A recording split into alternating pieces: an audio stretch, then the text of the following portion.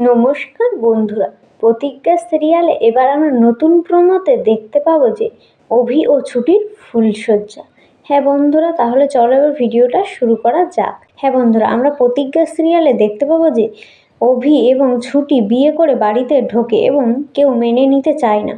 তারপরে অন্য দিক থেকে আবার অভির মা মেনে নেয় এবং তারপরে অভির মা এসে বরণ করে এবং তারপরে অভি ও ছুটি দিয়ে ওই বাড়িতে ঘরে ঢোকে। যেই ঘরে ঢোকে তারপরে সবাই অপমান করতে থাকে অভিকে এবং বলে ওর ঠাম্মা, অভি দাদুভাই, তুমি তো আমাকে কথা দিয়েছিলে যে তুমি বিয়ে করবে আমার দেখা মেয়ের সাথে, মানে পরি দিদিভাইয়ের সাথে, তাহলে কেন তুমি এই মেয়েটাকে বিয়ে করে নিয়ে আসলে?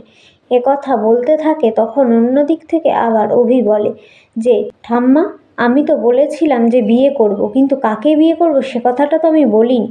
এ কথা বলতে থাকে অন্য দিক থেকে। তখন আবার অভির মা ওই কথাটা শুনে খুব খুশি হয় এবং ছুটিকে বিয়ে করে নিয়ে আসার পরে তারপরে অভির মা বলে যে যাও মা, তুমি এবার ঘরে যাও। এই কথা বলে ওরা দুজন মিলে ঘরে চলে যায় এবং তখন অভি আবার ছুটিকে বলে যে কথাগুলো বলেছি সব মনে আছে তো, আমাদের যা যা করতে বলার কথা সব করবে, ঠিক আছে? তখন ছুটি বলে ঠিক আছে স্যার, আপনি যা যা বলবেন তাই তাই করবো। এ কথা বলতে থাকে।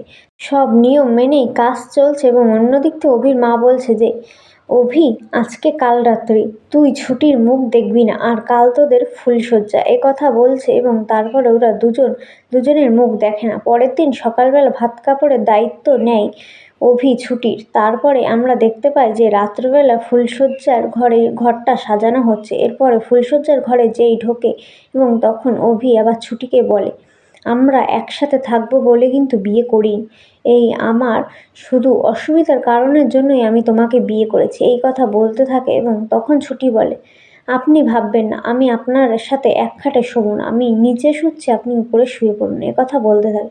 প্রতিজ্ঞা সিরিয়ালে আমরা এমনটাই দেখতে পারবো। ধন্যবাদ জানাই।